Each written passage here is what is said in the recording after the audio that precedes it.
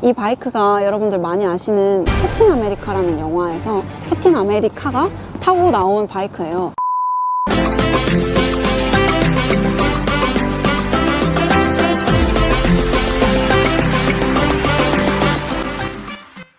안녕하세요, 민지율입니다. 제가 이렇게 첫 촬영을 하게 된 이유는 바로 저의 취미생활을 여러분들께 소개해드리기 위해서인데요. 제 취미생활은 라이딩이에요. 오늘부로 제 에마 따당이를 여러분들께 소개합니다.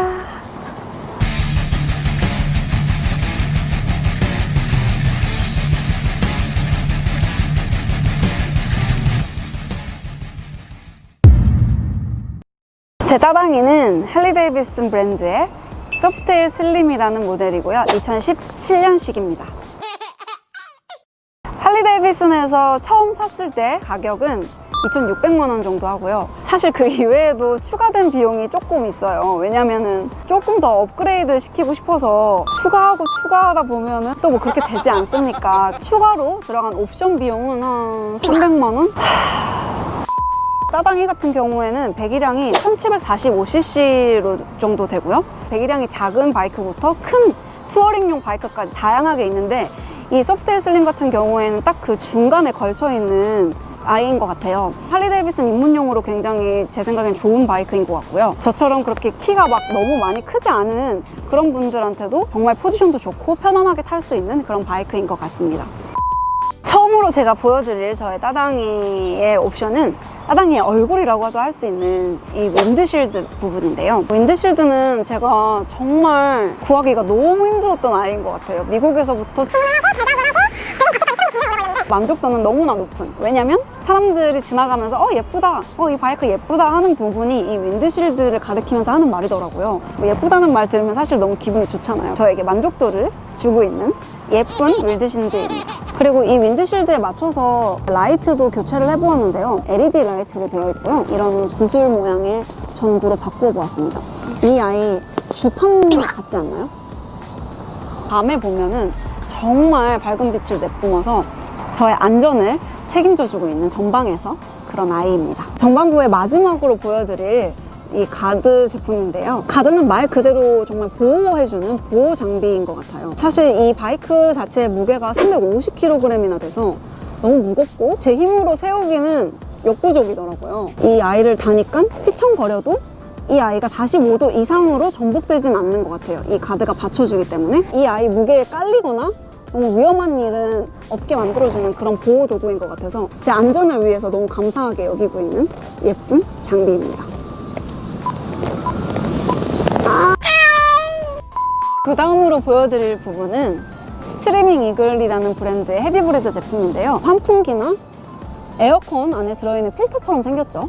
그래서 그런지 이 부분에서 바람을 달릴 때 흡수를 해서 이 바이크 자체의 출력을 높여주는 역할을 한다고 하는데, 출력을 높여준다는 느낌을 받지는 아직까지 못한 것 같아요. 저한테 도움을 많이 준다고 하는 아이니까 고맙다는 생각을 하고 있는데, 다음에 이 아이의 출력까지 느끼게 되는 날이 온다면 여러분들께 다시 한번 자세히 설명드려보도록 하겠습니다. 헤비브리드 아래쪽에 보시면 이렇게 발판과 풋브레이크가 같이 있는데요. 저는 이 풋브레이크도 위치 선정이 좋았다고 생각이 드는 게, 이게 투어링 제품이 아님에도 불구하고 정말 앉았을 때 장기간 타도 불편하지 않은 너무 좋은 포지션을 갖고 있어요. 그래서 그 좋은 포지션이 나오는 이유는 제가 볼 때는 발판인 것 같습니다. 발판이 위치가 여기였거나 조금 더 앞이었으면 살짝 불편했을 것 같은데, 정말 좋은 위치에 안착하고 있어서 이런 것까지 섬세하게 잘 만들지 않았나 하는 생각이 들고요. 그리고 이 풋브레이크는 제가 설명을 하기보다는 궁금한 점인데, 어떤 분들께서는 윗브레이크만 써야 된다, 앞브레이크만, 또 어떤 분은 뒷브레이크를 함께 써줘야 된다 하시는 분도 계시더라고요. 그래서 지금은 제 능력껏 적당히 두 개를 섞어가면서 쓰고 있는데, 어떤 게 맞는 건지 혹시 아시는 분들이 계시면 댓글로 남겨주시면 감사드리겠습니다. 지금 보시는 부분은 저의 머플러 부분인데요. 순종으로 달려있던 머플러는 이 통이 두 개로 돼 있었어요.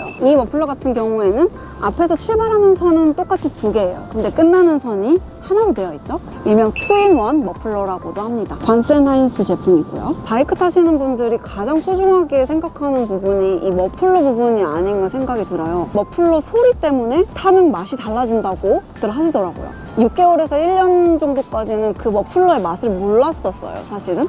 근데 타다 보니 아, 이런 게 정말 심장 뛰는 소리 같은 느낌을 하고 깨달은 뒤에 제가 교체를 했는데, 이 머플러는 순정 머플러보다는 조금 더 말발굽소리 같고 뭔가 일정하지 않은 엇박의 매력을 가지고 있는 머플러인 것 같아서 정말 달릴 때마다 기분 좋게 만들어주는 아이가 아닌가 싶습니다. 소리 한번 들려드릴까요?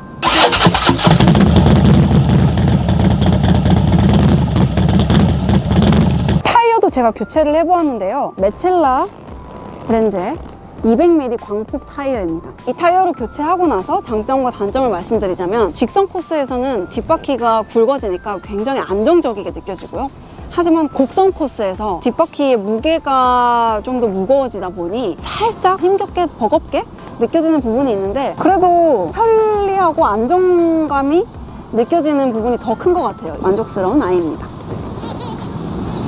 이 아이는 할리데이비슨 처음 살 때부터 달려있던 라이트이고요. 오른쪽 왼쪽에 2개가 달려있어요. 깜빡이를 켜거나 브레이크 등을 밟을 때 같이 함께 빛나는 라이트입니다. 보여드릴게요. 이렇게. 이쪽 아이요? 일명 제가 이름을 지어봤어요. 총알 라이트라고요. 독일에서 공수해온 아이입니다. 크기 자체는 이 뒤에 라이트보다 6분의 1 정도로 작지만, 이 아이는 LED 전구라서 밤에 보시면 이 아이보다도 훨씬 더 밝은 빛을 내뿜는 걸 아실 수 있고요.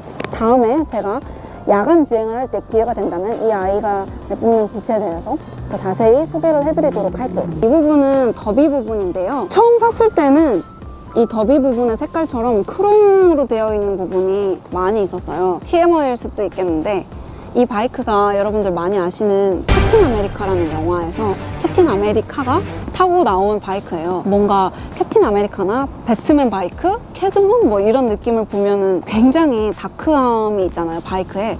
그런 느낌을 제가 내고 싶어서 크롬 부분을 검은색으로 도색을 했습니다. 그 와중에 살짝 포인트를 주고 싶어서 제가 이렇게 더비 부분은 크롬색으로 붙여보았고요. 이 친구는 빵빵이라고 하는데 일명 클락션을 덮개인 아이입니다. 이쪽 발판 위에 보시면 기어 발판이 앞뒤로 나져 있는데, 기어가 리턴 방식으로 되어 있어요. 1단부터 일단 이 바이크는 6단까지 기어가 들어가 있고요. 6단을 갔다가 다시 1단으로 가는 게 아니고 6단, 5단, 4단, 3단 이렇게 다시 내려오는 리턴 방식으로 되어 있습니다. 뒤쪽 기어판을 밟게 되면 기어가 한 단계씩 올라가고요.